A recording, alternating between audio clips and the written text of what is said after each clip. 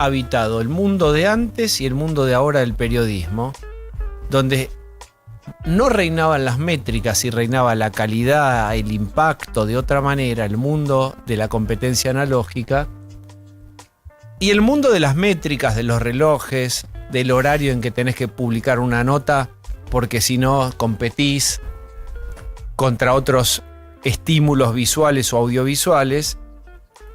Yo recuerdo a Nicolás Cassese también haciendo una investigación que hay que hacerla en el Diario de la Nación, sobre los abusos en el Colegio Cardenal Newman. Se ríe porque... Recuerdo tiempos y reuniones. ¿Estás seguro? Pero Nico, ¿estás seguro? Pero lo chequeaste, ¿no, Nico? Sí. Bueno, digamos que la verdad que el Diario de la Nación, hay que decirlo, un diario conservador, de una larga tradición, fue muy valiente en esa época. No solo abusos en el Cardenal Newman, hicimos una investigación, abusos y el mecanismo de traslado que tenía la Iglesia Católica para proteger a sus curas abusadores. Recién hablaban con la visita del nuevo Papa.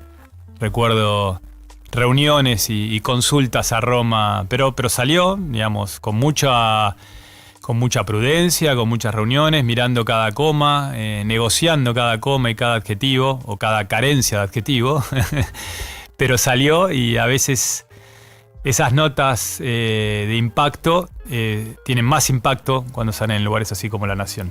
Ahí muy valiente el diario y se la jugó. Y Nico Cassese acaba de publicar una novela, pues dice, che, tenés tiempo libre, hacete una novela, que es lo más difícil de todo en el arte de la escritura, me parece a mí.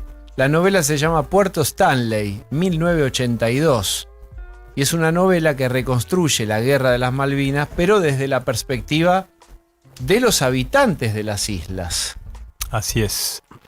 También publicó otro libro, Los Di Tella, el secreto de San Isidro y Viento. ¿Cuántos libros hiciste? Este es el cuarto. Sí, el primero fue Los Di Tella, después El secreto de San Isidro, que era en mi época de abusos en la iglesia, tiene que ver con una historia de abuso en mi colegio, el San Juan el Precursor, un colegio muy tradicional, atrás, a la sombra de la Catedral de San Isidro, en todo sentido de la palabra. Hubo un caso muy famoso, Peter Malenchini, un profesor de plástica. Bueno, sí, lo recordamos. Bueno, nada, ese era mi colegio, fundado por mi abuelo. Y ese fue un libro también complejo, porque lo que hice ahí fue tratar de reconstruir cómo había sido la trama. El abuso ya era conocido, pero a mí lo que me interesó era cómo se había construido el secreto alrededor de ese episodio. El daño que le había causado a esa generación de chicos abusados y cómo ellos mismos, dentro de ese mismo grupo, se habían juntado y habían logrado expiar ese demonio, denunciando muchos años después a su abusador, al colegio. Ese fue traumático también. Bueno, ¿qué haces en tu tiempo libre? Meto los dedos en el enchufe. Nicolás Cassese. Pero ahora escribiste Puerto Stanley, 1982. Sí. ¿Cómo lo pensaste? ¿Cómo lo novelaste? Y además desde la óptica de los isleños. A ver, viste que nuestro trabajo de periodista a veces nos lleva a lugares insólitos. Yo tuve la suerte de viajar 3 veces como cronista de La Nación a las Malvinas. Y el primer viaje era, ¿qué sería? Septiembre del 2000, era un joven cronista política, 24 años, y la que tenía que ir a Malvinas, era un viaje importante en ese momento, eran los primeros viajes de argentinos a Malvinas, le dio fobia. Porque tenés que estar una semana, porque los vuelos, incluso hoy, llegan el sábado y se van el sábado que viene, y que no se iba a poder ir, que no sé qué. El editor levantó la cabeza y yo tuve la suerte o la mala suerte de prestar atención a esa mirada perdida. ¿Qué haces, Nico, dentro de 2 días? Bueno, avión a Malvinas, con un desconocimiento que muchas veces solemos tener, especialmente a esa edad. Y bueno, y ahí me encontré con una cantidad de historias. Y empecé a gestar, cuando me preguntan cuánto tardé en escribir ese libro, y bueno, qué sé yo, en el 2000 podría ser que lo empecé a escribir.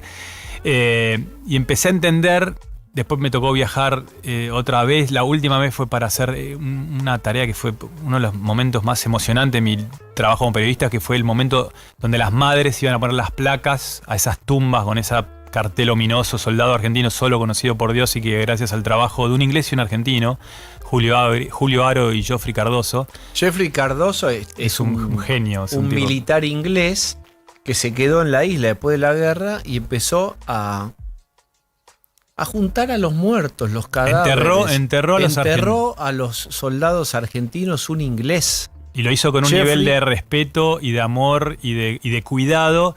anotó cada cosa, como los soldados argentinos, en la enorme improvisación de esa guerra, muchos no tenían la típica chapita, que la chapita está puesta para estas situaciones. Bueno, Claro, para caen identificar. y bueno, soldado tal, documento tal, no tenían la chapita. O la tenían sin, como no habían llegado a grabar los nombres, le habían puesto una cinta scotch con el nombre, clima de Malvinas. Y este tipo se ocupó de escribir qué cosa tenía cada soldado. Pero ese documento. Inventarió a los Exacto. muertos argentinos. Tremendo. Pero el gobierno argentino nunca le recibió ese informe en estas sinrazones de la política, hasta que Julio Aro, un excombatiente De Mar del Plata. de Mar del Plata, que había viajado a las islas, ese mismo lugar, probablemente uno de los lugares más desoladores que me había tocado visitar, que es el cementerio argentino de Darwin, buscando a sus amigos de trinchera, a sus compañeros de trinchera caídos, no estaban. Entonces dije, bueno, deben estar algunos. Y se puso en la cabeza recuperar, digamos, entender quiénes estaban ahí. Y en viajes, yo en uno le hace de traductor de casualidad Geoffrey Cardoso. Y cuando se está despidiendo, Geoffrey Cardoso se da cuenta que este tipo es valioso, le dice, esto te va a servir, y le da un sobre de papel madera con el inventario que había hecho. Algunos era muy fácil identificar, era el número de documento. El Geoffrey Cardoso no sabía, pero había gritado, no sé, ponerle que la camada, no sé qué número es la de Malvinas. Y ya Julio Aro ya se cuenta, estos son fáciles, ya sé qué documento tiene y hay que buscarlo. Pero me preguntabas cómo había nacido. Bueno, en ese primer viaje conocí un gran personaje que por ahí lo conocen, James Peck, que es un pintor, un artista malvinense, que después pidió el documento argentino porque tenía 2 hijos con una mujer argentina y demás. Y me hice amigo, como esas cosas que pasan en la vida. Después yo me tocó vivir en Londres, él estaba ahí, fuimos encontrándonos a lo largo del tiempo. Y me acuerdo de una de las entrevistas que hice para la revista Barando hace muchos años, él tenía tatuado en su antebrazo I Am a Woman in Love. El tema de Barbara Streisand, I Am a Woman in Love. Este era ¿viste? Un machote inglés. Digo, ¿qué es esto, James? Y me empieza a contar una historia que él, cuando tenía 13, 14 años, salía al camp, que le llaman los malvinenses, a lo que sería la campiña de Malvinas, tierra, o sea, son caminos muy malos, con su Land Rover, y escuchaban tenían un solo cassette, que era Barbara Streisand. Entonces le había quedado la memoria de ese tiempo compartido con su padre, y se había muerto el padre. Entonces, bueno, empezaba a contar de tu padre. Resulta que el padre era Terry Peck, que era un ex comisario británico que se tiene que escapar de los argentinos en abril del 82 porque sospechaban que estaba espiando para los británicos, que es verdad que estaba espiando para los británicos. Y me cuenta también de su madre, que estaba de novia con un argentino que trabajaba para YPF, y me empieza a contar como todas relaciones íntimas de este pueblito hundido en el Atlántico Sur, perdido, abandonado, porque hasta el 82 era un territorio abandonado por los británicos que se lo querían sacar de encima. Y bueno, y ahí empiezo como, lo escribí varias veces yo, pero siempre me quedó ese I Am a Woman in Love, y esa imagen. Podemos escuchar de Barbara Streisand porque nosotros cantamos excelente, pero con novela, donde va transcurriendo el desembarco argentino, el gobernador transmitiendo, porque esta fue una guerra transmitida, o el desembarco transmitido por Rex Hunt, el gobernador, en una radio. Entonces, bueno, desembarcaron, estoy rodeado, me disparan, voy a tener que negociar, me rindo. Mientras tanto, entran los argentinos a la sede de la radio, entonces están las grabaciones, es muy gracioso. El locutor o el periodista, bueno, yo voy a pasar a leer este comunicado, pero por favor, bájeme esa pistola que me está apuntando en la cabeza. Y bueno, y ahí arranca esta cosa medio trágica y cómica de este ejército tomando este pueblito. O sea, estamos hablando con Nico Cassese sobre Puerto Stanley, 1982. Es una novela que reconstruye la guerra de Malvinas desde la óptica de los habitantes de las islas, y Nico nos está contando con una nitidez, imagen por imagen, lo que los tipos habrán sentido en ese momento donde vienen a... Ellos sienten, nos vienen a invadir, es nuestro lugar. No es que sienten, o sea, si vos sos un habitante de un pueblito, digo, a ver, en 1833 esas islas estaban bajo el control de la Argentina, es cierto, pero bueno, en 1982 había 6 generaciones viviendo ahí que habían llegado a... Eso es duro de pensar. Antes que los Cassese a la Argentina. Exacto. Vos, Nico Cassese, ¿qué generación sos? padre de mi abuelo, o sea, pero bueno, James Peck, que sus antepasados estaban en Malvinas antes que los Cassese, los Pulitzers y los Pastorini. Y que los Seyman y los Manzotti y los Godoy. O sea, nada. Igual son argentinas, pero la cabeza te estalla en esa lógica, claro, ¿no? Son 6 generaciones. Sí, hay algunos, o sea, son... aparte era muy... A ver, antes de la guerra, toda la Patagonia Austral, o sea, Santa Cruz, incluso Chile, Punta Arenas, Ushuaia, Malvinas, era toda parte de una misma unidad cultural, económica, social. Que, digo, las ovejas de Santa Cruz cruzaron por Malvinas. Ushuaia la fundaron unos pastores anglicanos con algún día hay que escribir una novela esa, un plan delirante de colonización cristiana en el fin del mundo. Lo filman también unos pastores anglicanos de Malvinas. O sea, había mucha relación. Ese pueblito aislado, de repente se ve con primero un ejército y luego otro ejército disputando ese territorio. Y bueno... Eso, la novela como que se mete en las relaciones, básicamente es una novela coral, está la mirada de James, el chico de 13 años que juega al fútbol con los soldados argentinos hasta que empiezan a venir y se pone todo un poquito más áspero. El padre que se tiene que escapar de los argentinos que lo buscan y se escapa, y después está Carlos, el novio, y la madre de James y su novio argentino que ven cómo implosiona su relación de amor por esto que está ocurriendo, y no se sabe si Carlos era espía, que era un poco espía. Bueno, nada, se empiezan a tejer esas relaciones de cómo le afecta a este pequeño pueblo semejante brutalidad como es una guerra. Estamos con Nico Cassese, vamos a escuchar un poco de música. ¿Se la vas a hacer leer a alguien de algún isleño? Ya se la llevó James Peck, estuvo anoche cenando en casa, en quien estaba, tiene 57 años y justo estaba visitando a sus hijos argentinos, así que y me dice que se está llevando a Malvinas y la prestará si alguno puede leer en castellano, o tendrán que traducirla o conseguir alguna traducción. Pero sí, obviamente... Porto Stanley acá es un nombre que quiero decir que estoy recibiendo mucho hate en redes. Iba a decir eso, es complicado. Pero bueno, hay una argumentación de por qué ese nombre. Nico Cassese, seguimos ahora. Hasta las 20. After Office Now, con Diego Senkman.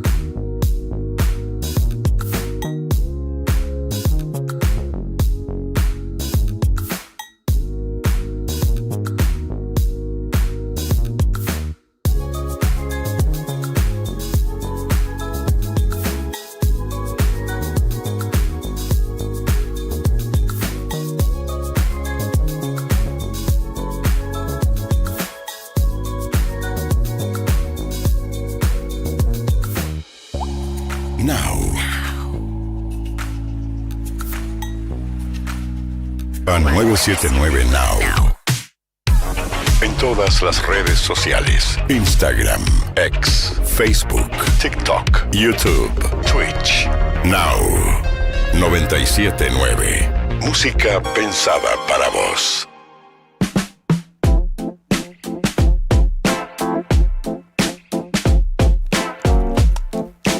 Estamos charlando con Nicolás Cassese, que es periodista y editor importante de La Nación, de Brando, escribió varios libros, ahora tiene una novela que la verdad que ya me dio ganas de agarrarla, que se llama Puerto Stanley, 1982, que es las Malvinas desde la óptica de la perspectiva de los habitantes justamente de Puerto Stanley, que un día entienden que vienen por ellos, vienen a tomar las islas. Es una óptica original. Y atrapante como lo cuenta Nico. Pero Nico es editor hace muchos años de La Nación y es como anfibio, vivió la época del periodismo clásico que uno romantizaría, habría que ver, y la época actual. Si yo te digo que en la televisión lo importante es, no solo, pero muy importante el rating y te están mirando el minuto a minuto, ¿qué miras vos como periodista hoy en día en un portal tan importante como La Nación? ¿Qué hace que vos esté, como nosotros llamamos, en T1, título 1, arriba a la izquierda, o T2, bien arriba, tal nota y tal otra? Nosotros también tenemos métricas, es el CTR, el click-through rates, o sea, cuánta de la gente que pasa por esa nota cliquea. Lo que pasa que es verdad que ahora, de acuerdo a qué métrica querés usar, es qué estás privilegiando. O sea, hay a grandes rasgos dos grandes métricas, que una es cuánto cliquean en la nota, pero después cuánto tiempo pasan dentro de la nota.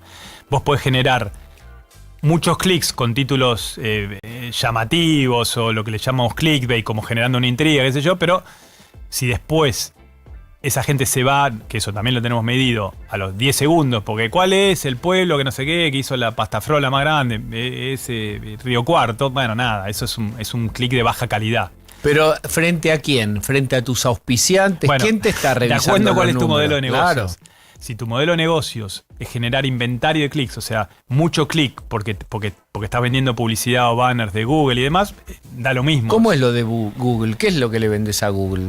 Vos sos La Nación, ¿qué es lo que le vendes a Google? Cuando vos entras en notas, tenés como espacios publicitarios. Sí. Entonces, y eso Google lo mide, el que te vende esos espacios publicitarios. A cuanto más entren a tus notas, más... ¿Pero por qué Google? ¿Qué tiene que ver acá Porque Google? Yo entro a la página de La Nación o de Clarín o lo que sea y hay publicidad. ¿Qué tiene que ver Google ahí? Hay parte de la publicidad que la vende directamente La Nación y parte de la publicidad que la vende Google. Que la mete Google en la página Que la mete Google web. en las páginas. Es un negocio muy complejo. Comparado con lo que era antes, y a ver, yo entré a La Nación a los 20 años, en 1994, mi primera nota, me acuerdo, fue el lanzamiento de Chacho Álvarez y Bordón en la 9 de julio. Me fui y vine muchas veces. Sí, más que Chacho. Vos. Sí. Me acuerdo.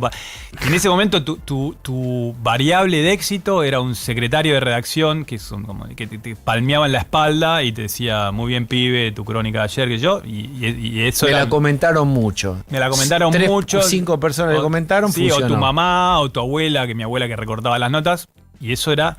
Y producíamos el diario para eso. O sea, Claro. yo en La Nación, o sea, el público, nosotros los que hacíamos más política, qué sé yo, nuestro público habitual eran otros políticos, empresarios, qué sé yo, nuestra variable de validación de nuestro trabajo era lo que después, años después, se llamó el círculo rojo. Cuando de repente incorporamos las métricas, nos dimos cuenta que nuestra manera de titular, de presentar noticias, hasta los temas que presentábamos, no le interesaban a nadie. O sea, estoy siendo muy brutal en la explicación, pero y modificó muchísimo nuestra manera de producir. A mí me encantan las métricas, yo soy fanático, me parece mucho más valioso el número ese que la palmada del secretario de redacción. Está bien, pero mira esto, porque fuera del aire vos dijiste, miren esto, Nico Cassese, responda. ¿Cuál es la nota más leída, casi como de la historia moderna, en cantidad de clics de La Nación? Yo no sé si puedo decir esto. Decilo. ¿Lo digo o no lo digo? Pero por supuesto. La receta de la torta frita. Pero bueno, nada, nosotros La hacemos... receta de la torta Sí. frita, ¿cuántos tuvo? No sé, como 5 millones de clics y demás. Pero la segunda es una nota de muchísima producción. Hicimos un compás político, era como un interactivo que vos ibas, antes de las elecciones que ganó Milei, que vos ibas definiendo Claro. tus preferencias Sí. políticas y te ubicaba en un... Esa es una nota... Sí me acuerdo, en un ubicado en cuadrante. ¿Dónde estás Claro, parado en el esa cuadrante? se hizo viral, lo contaron todos los candidatos. Y eso, o sea, y la receta, nosotros, La Nación hace la receta de la torta frita y el compás político. Y durante mucho tiempo le fuimos ganando y después, bueno, eventualmente nos pasó la receta de la torta frita y intentaremos... Y bueno, es... Pero me decías, ¿quién te mira la cantidad de clics? ¿A quién le estás ante quién necesitas exhibir o tiempo de lectura o clics? Bueno, a ver, los modelos de negocio, si vos tenés un modelo de negocio sin barrera de entrada, que no cobrás un paywall, no tenés un muro de pago, lo que vendés son básicamente clics, inventario de clics. Cuanto más clics, mejor. ¿A quién le vendes? Vos te das con una bolsa de millones de clics y decís, mirá, yo todo lo que tracciono. ¿Y a quién se lo decís eso? Voy a decir un montón porque lo escucho medio oído. Mi especialidad no es la publicidad, pero bueno, básicamente hay una transacción con Google. O sea, vos vendiste 1,5 millones de clics, cada clic vale X, te corresponde tanto. O sea, Pero ahora, para mí lo que vos estás naturalizando y nosotros no sabemos es que Google es el mayorista de publicidad. sí. Ah, bueno, perdón, ¿qué tal? No lo sabía. Yo pensé que era un buscador. ¿Qué es No, lo que hace bueno. con la publicidad? Básicamente, esos banners que vos ven dentro de las notas o YouTube hace lo mismo con los videos. Sí. Es lo mismo que YouTube. O sea, cuando vos No en te lo YouTube... impone, vamos a decir esto. Vos haces el acuerdo. Claro, vos con haces el acuerdo Google, porque es un acuerdo. te genera dinero. Te genera dinero. ¿Por Sí. qué De yo hecho, voy a cualquier buscar a Google? página que uno hace, la idea era eso, porque incluso el buscador de Google es el que te direcciona. Incluso Claro. después hay una competencia por eso. Eso iba a por decirte. estar entre las primeras búsquedas de Google, que es la que te direccionan. Y vos, si tenés más vistas, quedás más arriba en las búsquedas de Google. Y tenés eso, pero es un acuerdo. Es un problema muy complejo. Es una cosa, El otro claro. modelo de negocios, un poco más parecido al viejo periodismo, es vender suscripciones. O sea, es la Claro. diferencia entre hacer YouTube o hacer Netflix o HBO. Claro. Hacer YouTube es hacer mucho volumen para generar clics. Hacer HBO o Netflix es hacer un contenido de calidad que alguien esté dispuesto a pagar todos los meses un fijo. Bueno, ¿y cómo haces el balance entre calidad y cantidad? La historia del mundo. Claro. Bueno, a ver, hay algunos, a los periodistas que nos gustan, las cosas más de vieja escuela, nos encanta el New York Times. Bueno, el New York Times, bueno, porque tiene un volumen que digo, lo leo yo en Buenos Aires y lo ven alrededor del mundo. Entonces, ellos dijeron, bueno, calidad total. No venden inventario de clics, pues tienen un volumen, un público suficiente. Ellos, su negocio es